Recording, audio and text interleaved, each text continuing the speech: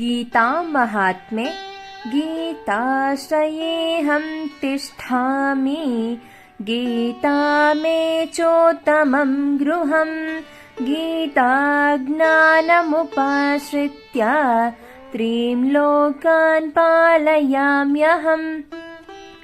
ನಾನು ಗೀತೆಯ ಆಶ್ರಯದಲ್ಲಿ ಇರುತ್ತೇನೆ. ಗೀತೆಯು ನನಗೆ ಶ್ರೇಷ್ಠ ಮನೆಯಾಗಿದೆ. ಗೀತೆಯ ಜ್ಞಾನದ ಆಸರೆ ಪಡೆದೇ ನಾನು 3 ಲೋಕಗಳನ್ನು ಪಾಲಿಸುತ್ತೇನೆ ಎಂದು ಸ್ವಯಂ ಭಗವಂತನೇ ವರಾಹ ಪುರಾಣದಲ್ಲಿ ಹೇಳಿದ್ದಾನೆ. ಗೀತೆಯು ಭಗವಂತನ ಉಸಿರಾಗಿದೆ, ಹೃದಯವಾಗಿದೆ ಮತ್ತು ಭಗವಂತನ ವಾಂಗ್ಮಯಿ ಮೂರ್ತಿಯಾಗಿದೆ. ಅದು ಜ್ಞಾನದ ಭಂಡಾರವನ್ನೇ ತುಂಬಿಕೊಂಡ ವಿಶಾಲ ಸಮುದ್ರವಾಗಿದೆ. ಇದರ ಪೂರ್ಣ ರಹಸ್ಯವನ್ನು ಅರಿತವನು ಪರಮಾತ್ಮನೊಬ್ಬನೇ ಆಗಿದ್ದಾನೆ. ಸಾಗರದ ಆಳದಲ್ಲಿ ಹುಡುಕಿದರೆ ಹೇಗೆ ಮುತ್ತು ರತ್ನಗಳು ದೊರಕುವವು, ಹಾಗೆ ಗೀತಾಸಾಗರದಲ್ಲಿ ಮುಳುಗು ಹಾಕಿದರೆ ಜಿಜ್ಞಾಸುಗಳಿಗೆ ಅಪಾರ ಜ್ಞಾನರಾಶಿಯು ಪ್ರಾಪ್ತಿಯಾಗುತ್ತದೆ. ಸಾಧನೆಯ ಕಾಲದಲ್ಲಿ ಸಾಧಕನು ಯಾವ ಪ್ರಕಾರದ ಭಾವ ಮತ್ತು ಶ್ರದ್ಧೆಯಿಂದ ಪರಮಾತ್ಮನ ಉಪಾಸನೆಯನ್ನು ಮಾಡುತ್ತಾನೋ ಅವನಿಗೆ ಅದೇ ಭಾವಕ್ಕೆ ಅನುಸಾರವಾಗಿ ಪರಮಾತ್ಮನ ಪ್ರಾಪ್ತಿಯಾಗುತ್ತದೆ. ಅವನ ಶ್ರದ್ಧೆ, ಬುದ್ಧಿ, ಸಿದ್ಧತೆ ಯಾವ ಮಟ್ಟದ್ದಾಗಿರುತ್ತದೆಯೋ ಅದಕ್ಕನುಗುಣವಾಗಿಯೇ ಅವನಿಗೆ ಗೀತೆಯು ಅರ್ಥವಾಗುತ್ತದೆ.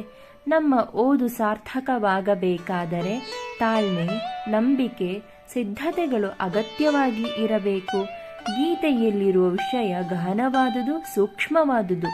ಅದನ್ನು ಹಂತ ಹಂತವಾಗಿ ಅರ್ಥೈಸಿಕೊಳ್ಳಬೇಕಾದರೆ ಸತತವಾದ ಶ್ರವಣ, ಮನನ ಮತ್ತು ಅನುಷ್ಠಾನದ ಅಗತ್ಯವಿದೆ. ಗೀತೆಯಲ್ಲಿ ಸಮತೆಯ ಮಾತು ಪ್ರಧಾನ ರೂಪದಿಂದ ಬಂದಿದೆ. ಭಗವತ್ ಪ್ರಾಪ್ತಿಯ ಒರೆಗಲ್ಲು ಸಮತೆಯಾಗಿದೆ.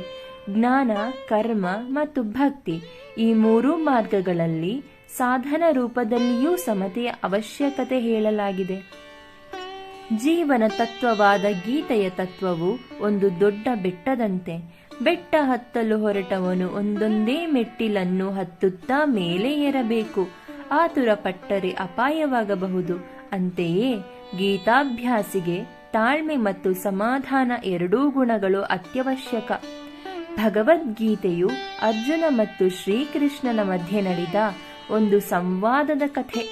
ಮಾನವನ ಯಾವುದೇ ಪ್ರಶ್ನೆಗೆ, ಯಾವುದೇ ಸಂಶಯಕ್ಕೆ ಉತ್ತರ ಪರಿಹಾರವನ್ನು ಒದಗಿಸುವ ದ್ರವ್ಯದ ಗಣಿ ಭಗವದ್ಗೀತೆ.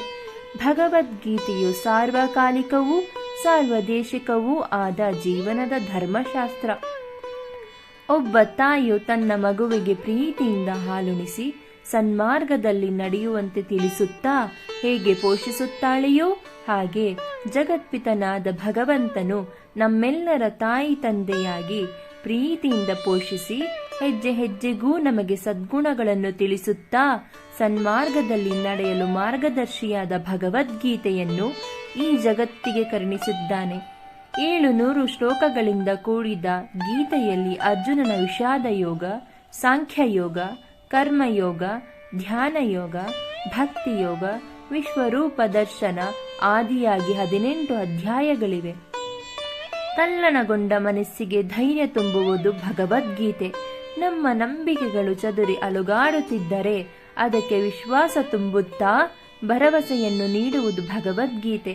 ಹೀಗೆ ಬದುಕಿಗೆ ಬೇಕಾದ ವಿವೇಕ, ಶ್ರದ್ಧೆ, ಭಕ್ತಿ, ಆತ್ಮಸ್ಥೈರ್ಯ ಇತ್ಯಾದಿಗಳನ್ನು ಒದಗಿಸುವ ಅತ್ಯಮೂಲ್ಯ ಕೈಪಿಡಿಯಾಗಿದೆ ಭಗವದ್ಗೀತೆ.